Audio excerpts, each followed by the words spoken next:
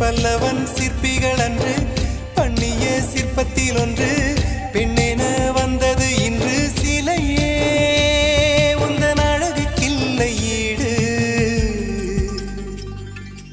என்ன விலை அழகே சொன்ன விலைக்கு வாங்க வருவேன், விலை உயிர் என்றாலும் தருவேன், இந்த அழகை கண்டு வியந்து போகிறேன்.